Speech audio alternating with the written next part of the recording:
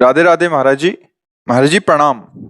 महाराज जी, एक अकेली माँ के लिए उसके बच्चों का पालन मायने रखता है विदेश में रहकर या वृंदावन बच्चों के बिना रहकर?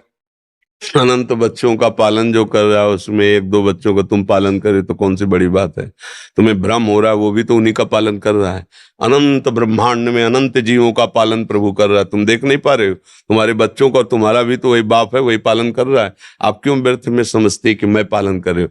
हाँ, तुम्हें सेवा मिली है, सेवा शब्द में आओ। बच्चे रूप में भगवान आए हैं, उनको पढ़ाना लिखाना, उनकी सेवा करना।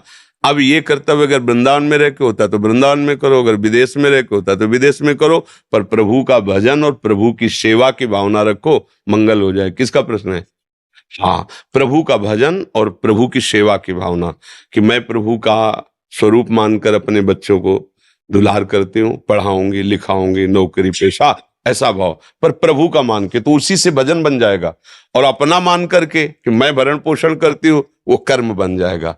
कर्म और सेवा में अंतर है। सेवा से भगवान प्रसन्न होते और कर्म का फल मिलता है। अब वो कर्म मोह से हो रहा है, इसलिए बंधन कारक होगा। और अगर उसे भगवत भाव में ले आओ तो वही मोक्ष का कारण बन जाएगा, क्योंकि मेरे प्रभु पुत्र रूप में पधारे हैं। बस भावना करो। तो जब हम विग्रह में गोपाल जी में पुत्र भावना कर सकते ना, मेरा लाडला गोपाल, तो चलता फिरता गोपाल मेरा भगवान आया है इस रूप में, और उनको दुलार करना, पढ़ाना लिखाना, वही भक्ति बन जाएगा, वही भक्ति। और उसी को मोह से मेरा बेटा और भगवत भाव हटा दो तो वो मोह हो गया, वही मोह बंधन का कारण बन जाएगा। तो अगर वृंदावन में रहकर भजन और ये बने तो बढ़िया, वहां बने तो बढ़िया, पर भजन होना चाहिए और भगवत भाव होना चाहिए।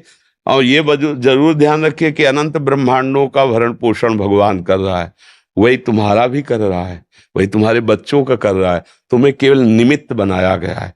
निमित्त माने मैं एक यंत्र हूं, जैसा मुझे प्रभु चला रहे हैं वैसा मैं चल रही हूं, मेरे में सामर्थ्य नहीं।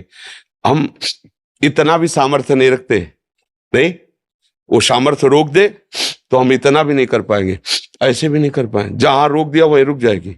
सोचो हमारी क्या सामर्थ्य है, कोई सामर्थ्य मेरे में नहीं, सब प्रभु की सामर्थ्य। बस बात समझना है, बात समझना है। हम एक बार किसी को देख नहीं सकते, पूरा रा बोल रहे तो धा नहीं बोल पाएंगे, आधे में छूट जाएंगे प्राण। अगर वो समय कट गया कि खत्म, तो धा के लिए अवसर नहीं मिलेगा, रा बस उतने में चले जाओगे।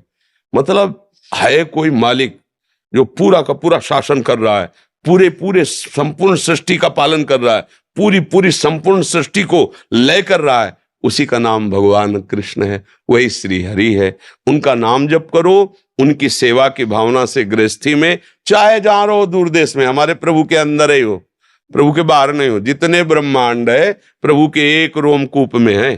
दिखरावा माते तीन अद्भुत रूप, प्रचंड रोम रोम प्रतिलागे, कोटि कोटि ब्रह्मांड। भगवान के एक रोमकूप में ब्रह्मांड के ब्रह्मांड समाये हुए हैं। तो उनका आश्रय लेकर उनके भाव से कहीं भी कोई रहे, भजन करता हुआ परिवार की भगवत भाव से सेवा करे तो गृहस्थ संत माना जाता है, उसको भगवत प्राप्ति होती है।